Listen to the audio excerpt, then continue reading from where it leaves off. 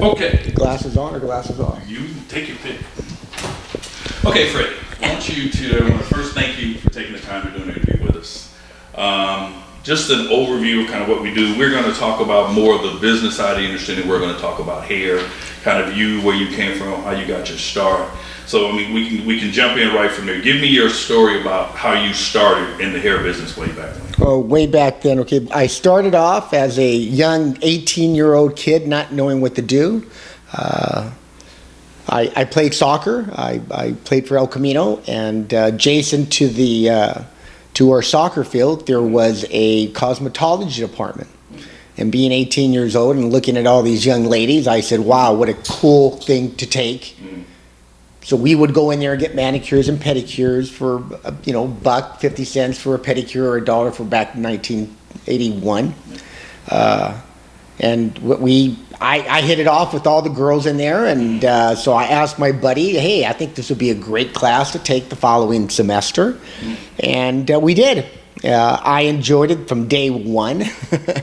And from there, it's history now, I guess. When you said you enjoyed it, you enjoyed the atmosphere? I enjoyed all the work. I think I enjoyed more the women that were in there, and being the only guy in there.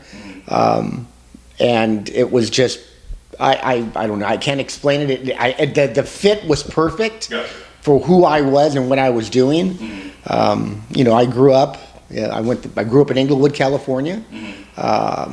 So no background in the hair industry at all? Nothing, absolutely nothing at all. In high school, I was at Scrock. I took an EMT class. Okay. So I was dibbling and dabbling in that when I was in high school. Maybe I was going to be a paramedic, fireman. But I took an EMT class. I even took a machine shop at Scrock back when I was my junior year in high school. Pretty active. I lettered in 3 sports in high school, so I'm a guy's guy. Gotcha. Okay. Never braided hair in my life. Never brushed hair in my life other than my own. So because I always get asked this question, how did your getting into the hair industry as a guy's guy, knowing that the image probably in the 80s was most of the guys who did hair were not necessarily guys. Yeah. How did that work with you, or did it bother you at all from a standpoint? Initially, I think the very first hook that I got in the industry at El Camino was the color world. Gotcha. Once she was talking about color, I am an abstract painter. Okay, gotcha. So color for me was like, I understand color. I understand how it works, what it does, how to cancel, that was easy in my head. It was already embedded in my head back probably when I was a freshman or in middle school probably. Gotcha. So I knew the secondary, tertiary colors, understood how the colors work. Gotcha. So that was easy. Once one of the instructors came in and was talking about colors, that was just like, I got this, Okay, I understand color. I'm okay, but then there were the finger waves, and then there was the roller sets, and there were these little pins, and that's where, for me, being a guy and being so competitive, I had to prove that I could do it. Gotcha. So I don't lose.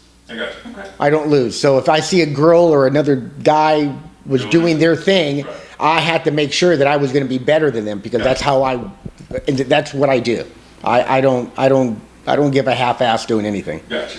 Now, you said something interesting, and I know I talk about this with the kids a lot. You talked about being already an abstract artist. And I make the comparison to the students all the time about the creative side of this business being an abstract artist, and the functional side of this business being a portrait artist. And by that I always tell them, it's like you can be the type of stylist who, your client comes, sits in your chair and says, hey, Freddie, give me something great. And you can kind of see that in your head and go with it. Yes. As opposed to being a portrait artist and someone who says, give me something great. And it's like, well, I don't know. You get a lot of pictures and you work from pictures. Yes. How different in your mind is the abstract artistry of this industry from the portrait artistry?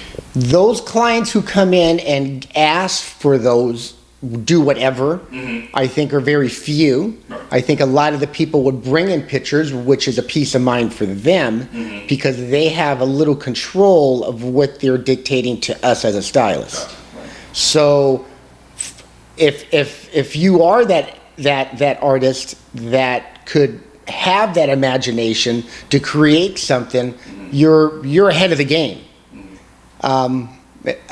There's the other percent of people who look at a picture from a client and they should dissect it, because it's all about the client, first of all. For sure. So you take the bang, you take the length, you take the color of one side, you take the color of the other side, and you could manipulate any hairstyle you want with a series of 5 or 6 photos of what a client brings in. Right. May it be the length, the curls, the bangs, the color, whatever on the picture side. If you have that client who's really gutsy and doesn't care and lets you do, you have carte blanche, that's a wonderful thing. And that's where you as a professional stylist will go up another level in life as a stylist. Right. Because that freedom isn't very often, but it is there. Gotcha. Now, you talked about graduating.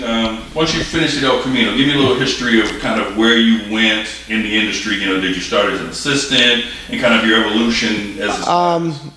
I could finish El Camino, went to Long Beach State, got a degree in business finance. Okay.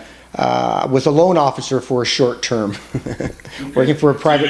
So you didn't get your license and go right into the business? No, I worked part time in a salon in the village, because let's go back when I was going to El Camino. My dad's a mechanical engineer for Northrop. I was one of 4 in our family that was the only one who went to college. Okay. So my dad definitely wanted me in a certain direction in life, which was great. I played soccer, so that was the only thing I loved to do. So he knew that love was there, and I was going to college, and he didn't care. Once I enrolled in the cosmetology department at El Camino, he, I don't want to say disowned me, but there was probably about 3 years that we were not communicating very well. Gotcha. Even though that I did have a girlfriend, and I had things that were, then I had a part-time job doing little things here and there to get me through school. Right. But he felt that, how could you go to school to do that? Right. Didn't understand. He didn't understand the concept at all. And I didn't either, because I was a young buck at the time. Gotcha. All I know, I was going to school making my parents happy. Gotcha. And that was my main goal, was to finish school. And I knew that I had the ability, whatever I did, I focused myself, and I could conquer it. I was once told that, and we're all like this. I think we have an artsy side, and we have the analytical side on both sides of our head. There are certain people who utilize both sides of their brain, and those are the people who could snap. Right, yeah. There's a lot going on in their head, so I do love numbers. I see numbers as a challenge for me. I'm always crunching numbers down to the penny, or whatever you want to call it, but that's how my mind thinks, and I'm also sitting there doing my little abstract stuff that I dig. Gotcha. And I learned that when I was going to college, how my brain works. And not everybody has that brain. So am I special? Probably. I don't know. But, I think you have to have that business end. You have to have a business end if you're going to be a professional stylist. And I tell people that all the time. Anybody could cut hair. Right. Anybody could cut hair, but can you do good business? Can you add and subtract, and can you balance your checkbook, and all those other good things that are part of. Yeah, exactly. Right. Exactly. Right. So you started as an assistant? I started as an assistant. Ms. Gilbert gave me my first job. Hair salon? No, it wasn't at her salon. It was in the Riviera Village. She knew a guy named Hal Trujillo in the village, and he was a platform artist himself. And he had trophies up the kazoo. And I would go in, I would work on Wednesday and Thursdays and Saturdays. Those were my days back at school. I actually got a job when I only had 1,000 hours. Okay, wow. That was good. So how did you go to school and end up doing that at the same time? I was during the day. Oh, okay, gotcha. Worked I worked at 4 o'clock, and he would work Wednesday, Thursday, late nights, and then Gotcha. all day on Saturdays. Oh, okay, gotcha. Okay, that worked out. How long did you work with him? Ooh, I worked there for 2.5 years.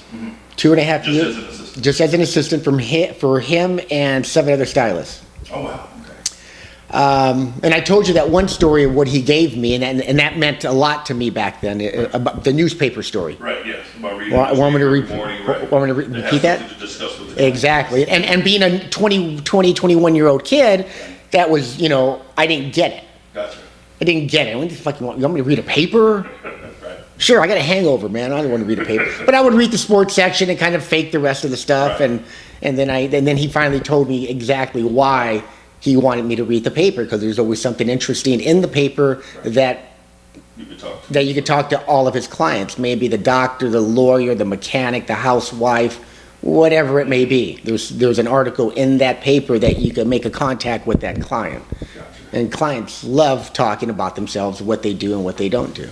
So 2 questions from this one. I want to know, after you left him, where'd you go next? But at the same time, I want to know, how did working for a stylist who had trophies and competed, how did that kind of work in your head for what you wanted to do, if at all, at that point in time? I think the nature of who I am, of being competitive, when I walked into the salon, I saw his stuff. Right. I was intrigued. I was kind of like, what do you mean you want trophies doing hair? Right. Like, what does that mean? Exactly. I got a trophy playing football. I'm playing basketball. I don't know about this hair stuff, but I had 1,000 hours, so I'm being an assistant now. Right. And I was just blown away by what he wanted. Then I saw pictures, and he was telling me stories of all these things that he had done. And at that point, I realized that, hey, I could do that. Yeah. I could do that. And I only had 1,000. Did I think at 1,000 hours I was going to be a stylist? No. I just thought I wanted to be with that girl, that girl, that girl, that girl, and that girl. That was because I'm going to school. I'm going to college. Gotcha. It wasn't going to be a career for me at all. It was not going to be a career. The women, the sights drew you in. Totally did. Totally. They just sucked me in. Right. They did. When I saw all his stuff that he had, he took me under his wing for 2.5 years, and he shared a lot of stuff with me, and I'm just very thankful. I was like blown away how he introduced me to people in the industry. First job, when I left him, I worked for Redken. Wow. I was an assistant for Redken at all their hair shows. Now, was he a Redken guy? He was a Redken guy. Okay.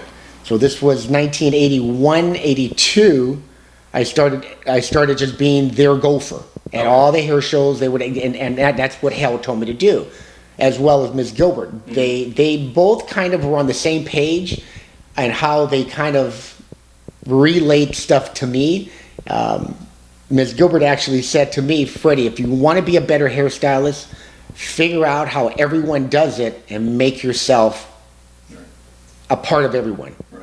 Take a little bit of everybody. All these pieces from everybody. At an early age, that's the best thing to do. Right. Ms. Gilbert. Now I become an assistant at this hair shop, and he basically told me the same thing. Right. He goes, Freddie, you have 7 stylists in here. You have myself. There's no reason why you shouldn't be getting better. You should be better than everyone in this room based upon what you see every day. Right.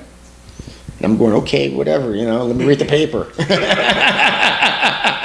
Very smart man. I love him dearly. I still know him to this day.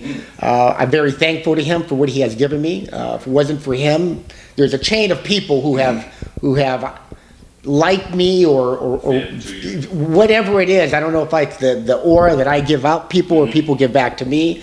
I'm very thankful for everybody who's crossed my path. So, and everybody along my path has definitely helped me, as well as me helping them some way down the line, And so Redken was the first company I was an assistant for. From there, I went to Sebastian for a year.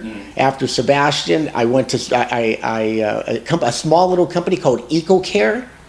They were around for maybe 2 years. Company they were out of Michigan. And then I came back. Then I started traveling for Rusk for another short time. And then I started becoming a platform artist. Okay. After I was on the ground floor with these companies, helping them out, making my name kind of present of doing things, volunteering. And as you know, you volunteer. If you don't volunteer, then you're never going to get ahead. Right. You'll never get ahead. I volunteered for anything that you could possibly imagine. Gotcha. I told them I'll set up a stage if they want me to. Right.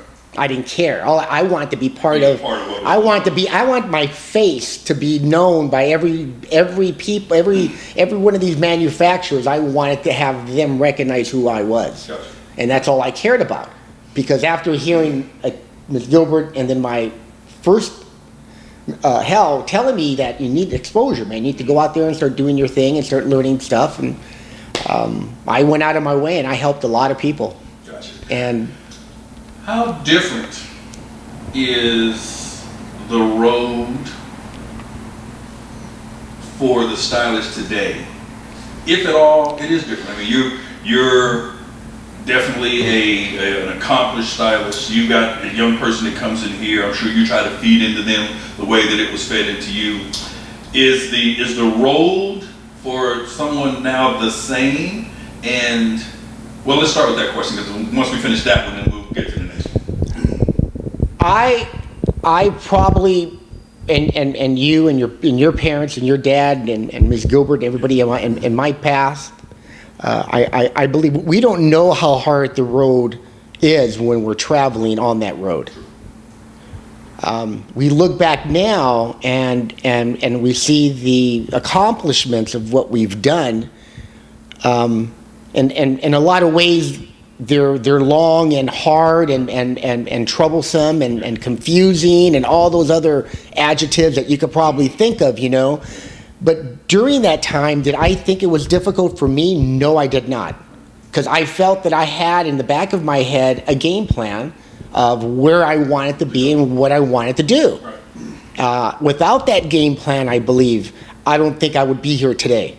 I really believe that. Is it more difficult today to be a great stylist? No, I think it's probably the same as it was when I was growing up. But if you don't have that determination and that want and the desire, I think you're just going to be an average stylist. Gotcha. You have to put in the back of your head my opinion, and I have a lot of opinions of how I do my thing. But if you don't set down those ground rules of who you are and look in that mirror, find out who you are, it's going to be a harder road to grasp those little things. I do a weird thing every year. I write down my personal goals on a piece of paper. They're not like $1 million in my back pocket, you know. Right. They're like goals that we could all reach, you know, whatever it may be. And so I look at these goals on it every year, and I throw them away if I don't get mad at myself. You don't get them, right? Oh well, no biggie. I just Work for it, at least. exactly. Sometimes I check them off, and sometimes I don't, you know. And following At your least you got a path. at least my mind is remembering these things that I had written down, knowing what I need to get done and what I can't get done, you know. And I've it's kind of a little rule of mine, and it works for me. Not that it's going to work for everybody, but it works for me visually seeing that. On occasionally, when I open up my drawer of my desk, I see this little sheet of paper that's there with the little things that I want in life, you know. You know, may it be, you know, like recently I just bought myself a new bicycle. And because I love my cycling, and it took me a year and a half, because I told myself, you're gonna laugh, that I was not going to spend my money on my bicycle. Took money at all, so you're gonna I put $5 away, man, every couple of days. Another $5 here, $5 there, and I kept putting these $5 bills away every day until I had enough money to so buy. you had tip money to do it. Because I wasn't going to buy the bike alone. Yeah. No, I know there's I talk to students all the time. We talk about that tip money. You know, I talk to students all the time about saving tip money and what that tip money could do. So I ask you this question right now. You say it took you that long to buy the bike. If and it took you, let's say, you said 2 years? Okay, about a couple years. years. This was just $5. This wasn't every tip every day. No, $5. $5 a day. $5 a day. If you would have put just your tip money away, Okay. all of it, tip money, not style money or anything like that, how much sooner would you have had the bike? How sooner I would have had the How much bike? sooner would you have had Oh, I would have probably had the bike within 5 months. Yeah. I mean, so that tip 4 money, months, yeah. You know, that tip money is very, I tell kids all the time, save, invest your tip money if nothing else. It doesn't affect your cash flow, just your tip money. Not one to brag. I have an RV, I have a boat, and I had jet skis. Right. Tip money? Tip money. No, and I tell people all the time, it's amazing what tip money can do. Tip money. We start talking about using that, Tip money. young stylists using that over a lifetime. You talk about wanting to get out of this business when you're 50 or 60 years old, start saving your tip money. Start saying, exactly. And put it in the right investments. Yeah. But back to another question. The mindset of these young guys, these young folks coming out now, I know you interview a lot of them coming in this lot, want to work with you. How different is the mindset now with these kids now who unlike you, let's say most of the girls, they're already doing a little weaving, they're already doing a little yes. they're doing a little yes. curling. Yes. So are they folks who are ready to take in information, or do you get a lot of them that come with you that's like, I know what I'm doing already, I just need a space to work? And they all think they know what they're doing. They all think at an early age. And we're all different. We're all bred differently. We all have different mom and dads. We all our foundations are all different of who we are. I think today's kids have instant gratification because of the society of who we are, and that's okay though. But I think they have to realize that it isn't that fast and it's not that quick to be successful. It is not. I have my license. I want to make $1 million. I know my shit don't stink type of a thing, But yet they can't articulate. They can't add a quarter and a quarter to mix up a color. They can't figure out how to dilute a color. They can't sit there and have a conversation with my lawyer or my doctor or my all my professional people who sit in my chair. Those are the things that I think that should be reworked. And I am so thankful that Ms. Gilbert said, Freddie, just because you're taking cosmetology doesn't mean that you have to stop taking classes at El Camino. She pushed, and that was one thing about going to El Camino back then, is that I think they pushed education a lot. Right. They continued to tell me and my other classmates, why aren't you taking a math class? Why aren't you taking a psychology class? Why aren't you taking blah, blah, blah? And I was already a full-time student, so that was okay in the back of my head, because I had to make my dad happy. So I think education is a beautiful thing to get you to the next level of life. And if you don't have that education, I think it's going to really hurt you in a lot of ways, because there's someone going to be next to you with a little bit better education, with a little bit bigger words possibly, a little bit more knowledge of what's going on. And those things alone will be the difference between your client totally, and your client and totally. And this is what I told an assistant a couple of months ago that's no longer with me. And I said, I'm not going to use your name. I said, there are two types of people that come inside this salon. And I go, you have been playing my receptionist and you've been playing my assistant. And I go, I want you to think about everyone who comes to that front desk that pays. How many of those people have jobs? And how many of those people have careers? And of those who have careers, I want you to think about those people who tip out. And I want you to think about the people who have jobs that tip out. Who do you want to be in life? You can do whatever you want. You can do whatever you want, but right now you're taking and you're leaving a career that you've just started. Right. And you're 21 years old, and you're leaving the career that you just started. So how do you think I feel about your choice right now? I paid. Got it? First salon, was it a goal? Ooh, no, actually the first salon was, it was 3,000 square foot salon.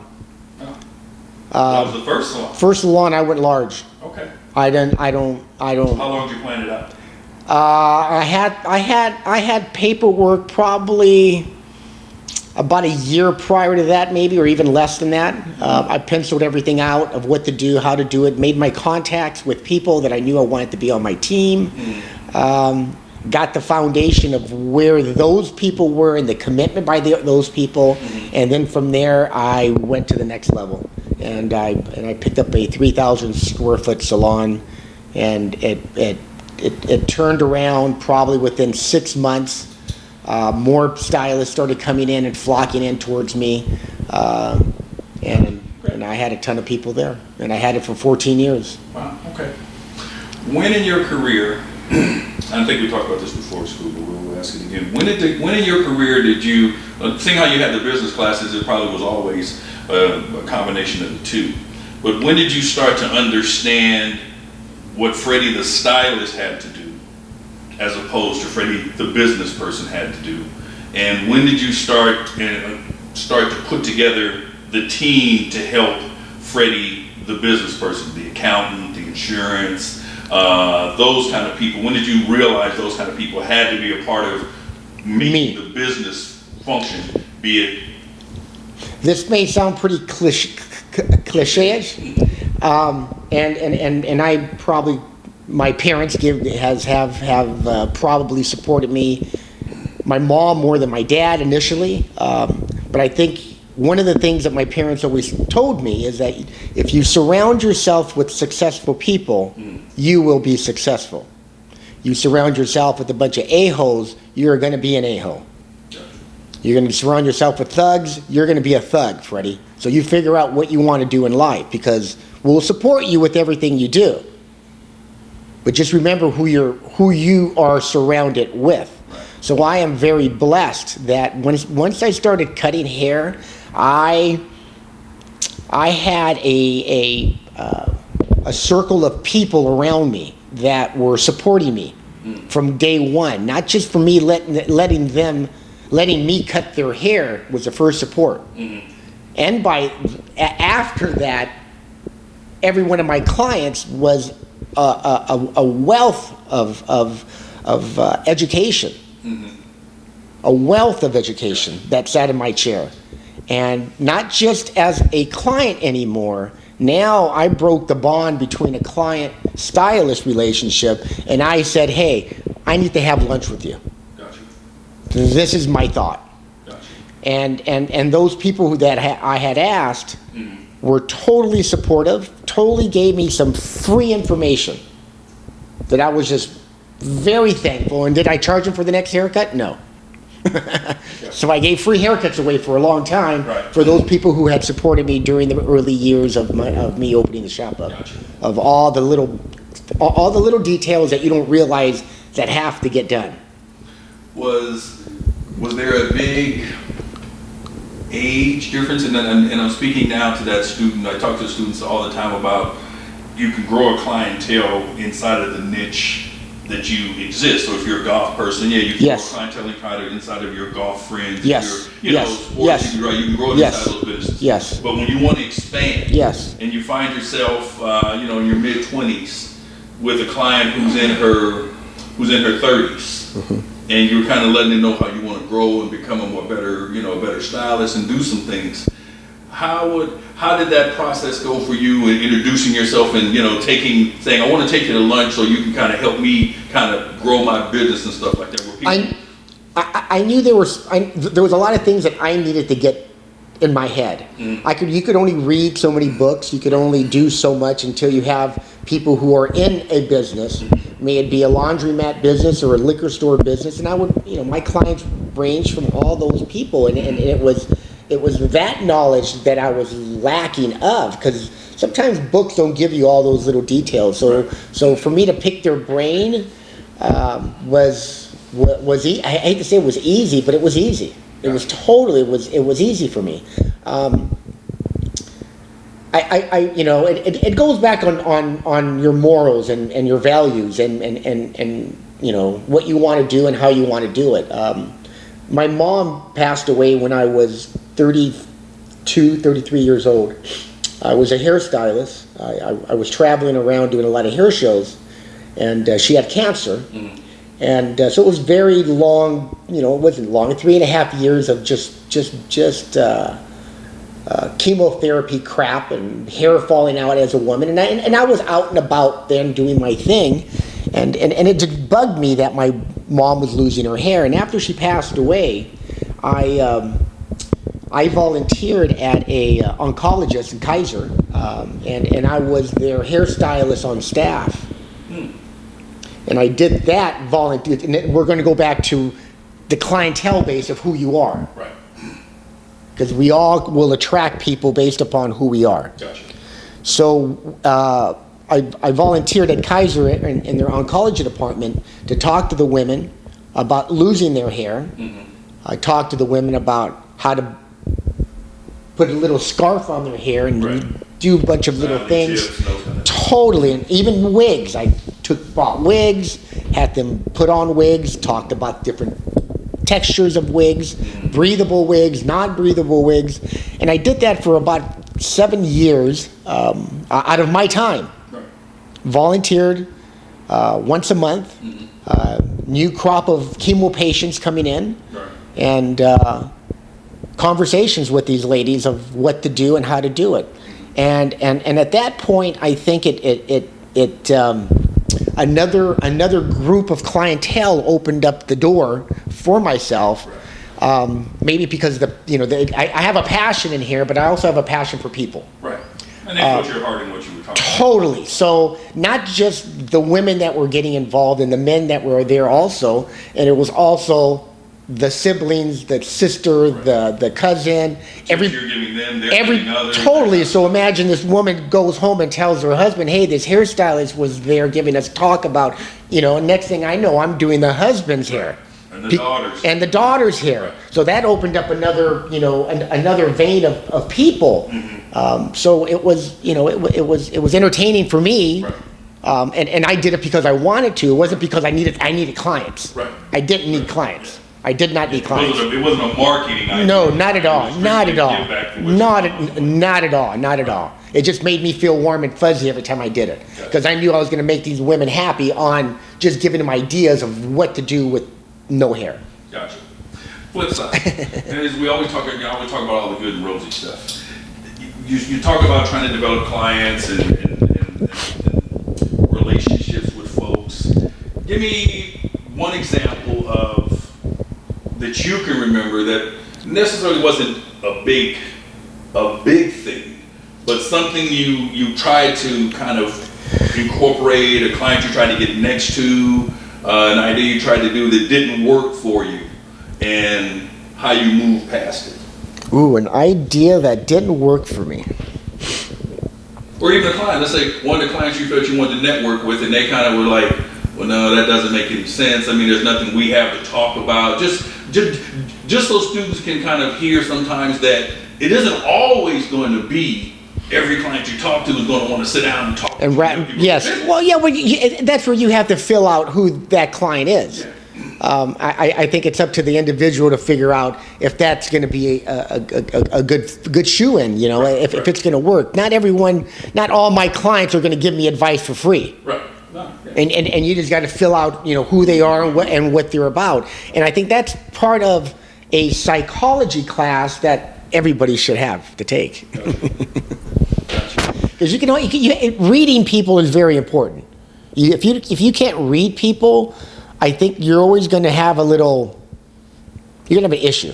Yeah. You're going to have an issue. You got a salon, the big salon you did before the salon you're in now. Your views on commission versus booth rent in the beauty industry? Well, I think the state of California sucks, first of all. We'll start there.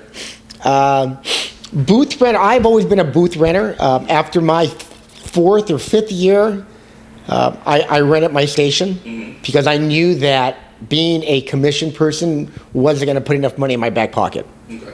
I had a little bit more wants and desires, so I knew that I could rent, and plus, by being a renter, I think you step up to the plate and you become a big boy. Right.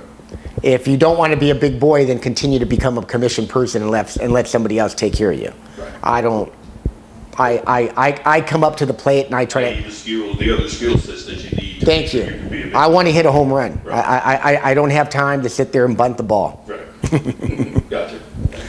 So that's that's how I look at things. I think it's all about it's all about the foundation and how you are. I think we all could change during our years, but growing up, playing all the sports that I did, I think it made me a certain individual of who I am. Of how I am today as an adult. Gotcha. So most of your stuff, you're a booth rent guy. I am a booth renter guy. I believe that booth renter people have a little bit more professionalism. than a commission person, because the commission person is always going to look at a owner saying, why aren't you feeding me clients? I'm not making enough money. All this other stuff that you as an employee would ask your boss for. And knowing that I had a big shop and I had 7 renters and 13 employees, I saw dollar amount going backwards because of my employee status. Gotcha. I would prefer if everybody was a renter, then I would have made a hell of a lot more money. Gotcha. Paying taxes on everybody, it Right. comes out of my back pocket. Your pocket. It doesn't come out of their back pocket. True. Definitely. What are the things you feel the industry lacks now in its training of stylists? The training of stylists, what it lacks of, I believe, is, it's probably not giving false hope to survival in the industry. And I gave statistics to everybody there.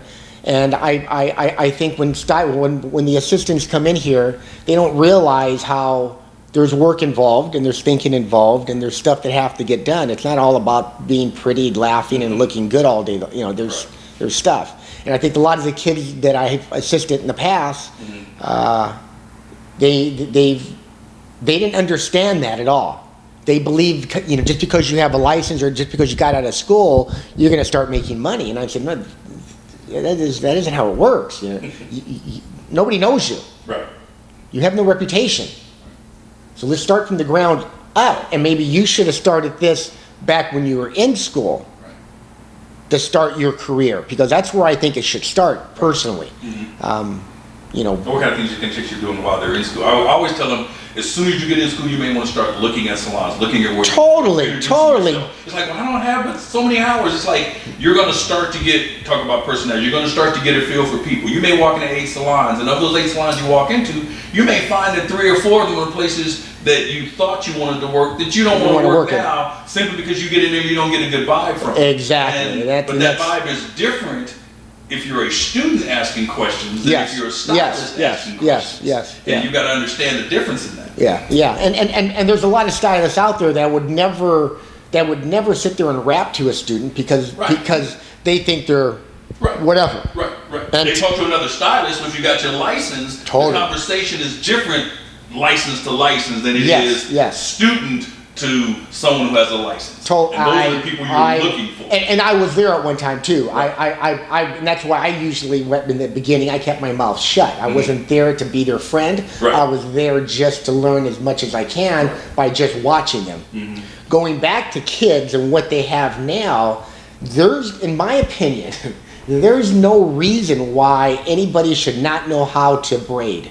There is no reason why anybody out there should do a bad haircut, because today we have YouTube. And that to me is like knowledge 101, because you have everything there. Repeat it as many times as you want. It's going to get embedded in your head and you can't mess up. When I was going to school, we messed up all the time. Right. We screwed up color all the time. We screwed up haircuts all the time.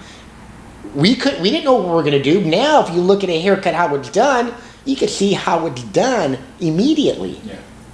And you're done. So to me, I think kids have it made of learning whatever, but now taking it from here to here to here is going to be a different thing. Right. And if they could do that, that's wonderful. We're talking the talk and everything else. But there is a curve. There's a big, huge learning curve that I think.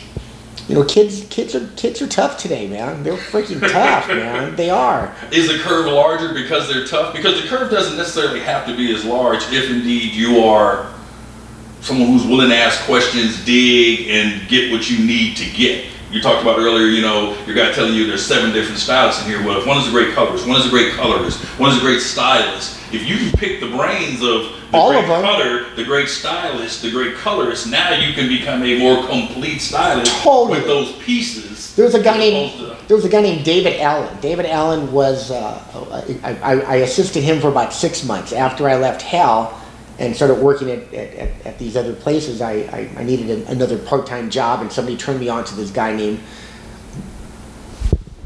He passed away, but he's a great guy. He worked in Hollywood, and this guy was unbelievable to me. David Allen was the guy that he had women bringing him lunch, breakfast, dinner, brought his dry cleaning to him, took his car to go get detailed, and he would go to these parties that were just unbelievable. And this guy was like the classiest hairstylist I have ever met. And I sat there one day watching how smooth this guy was. And, you know, he was gay, but he didn't come across gay, and these women thought that they were all going to have him, I guess. And he was just smooth. He was making more money than I could ever, for doing nothing. He was just trimming their hair, and, you know, and I was going, wow. So I kind of saw him as a huge idol, because I saw what he was doing and what he did, and I go, dude, I want to do that. I want somebody to take my car to get it washed. I want somebody to come bring me lunch every day. You know, his 12 o'clock appointment, he would... Clockwork, huh? It was clockwork. It never failed. These women were just bringing in lunch. Right. So that's kind of, you know, for me, but I'm competitive. Right. And I think we're all more, like I said before, we're all different, and I'm a competitive person, so I want to be better than him. Gotcha. Now, was it better, because you talk about the skill set he had, wasn't necessarily the skill set, because you probably felt your skills were on par with him, but it was his client relationship aspect. I need to figure out how to manage my client. Totally. It's not about cutting, styling, it's about relationships with people. 70% of our job, it's all about verbal communication and what you're giving out. Right. You know, because you cut basic hair, as long as you have a good aura and a good sense of values of who you are, client's gonna like you. Right. You know, like if you're all cockeyed, they're not gonna like you. But if you could have basic, decent haircut or decent blow dry, you got a great. You know, the clients are gonna love you. Yeah, you know, and I talk about the students too. We always talk about skill sets. Everybody wants to be the best. Yeah. And that is a good driving factor. Nothing wrong with it. Yeah. The stylist who necessarily is the best. This business is subjective. There's the best at every salon. Yeah, there's the best at every salon, and this business is subjective. A great hair cutter to one person is going to be a lousy hair cutter to another. So there's no such thing as the best except for how you present yourself and how your clients see you. Exactly. So you don't focus as much about that. Be the best that you can be, but relationship-wise, there are people who are really good at their styling skills who have really bad attitude. Yes. And can't make any money. Yes. And you know they're better than you cutting hair. Yes. Or why are you still intimidated by them if you are a better manager of people? Yes. You can grow a clientele either way. And that's part of our industry. You're always going to have that one individual who's a really good cutter, but has a bad attitude. Right. And they're going to sit there and complain about why aren't they busy. Right. I always tell them, look in the mirror, sweetheart. Yeah. Look in the mirror, because that mirror and image does not change. Sure. Listen to what you're saying and how you're acting and what you're doing. That's maybe the big problem right there. Right. And I'm not one to judge, but it is what it is. look in the mirror. Yeah. I hear a lot of them talk about, she can't do this, she can't do that, and I can do this better, but she getting paid. That's right. She's making money. She's making money, right. And you're not. What are you here for? Blah, blah, blah, blah, blah. Okay, last question. Go for it. Knowing what you know now, would you have done anything differently in your career? Yes. I think the only thing I would have done differently, and it's still in the back of my head, and you never know, it could be done. It will be done. I want my own product line. Well, it's not too late for that. No, it's not. And it would be called Eclipse, the Eclipse line. Because when there is an eclipse, if something happens between an eclipse, between two things coming together, and that is an eclipse. Gotcha. And that's why the word salon eclipse, because there's a a meshing between the client and the stylist that's when the eclipse happens. So that's probably the only thing that I could that I really I have it on my paper. Has it moved from year to year? Year to year. This year? No, it moves from year to year. Okay. It just so there's no such thing as getting all your goals done. You just keep moving towards. If I still want something, if the opportunity is there, and if I come across somebody that maybe has a bottling company or you know, the whatever. It's always part of my dialogue whenever I'm in a circle of friends or circle of people that I've just met or whatever. But that's always part of my game. It's in the back of my head. Gotcha. My wife thinks I'm crazy, but I go, it's okay. That's why you married me, right? Just not figured that one out. All right. Well, again, thank you for taking the time. I really appreciate it. I know the students will appreciate it, and again, just thank you for taking the time out of your day to make it work for us. You're totally welcome. All right. Thank you.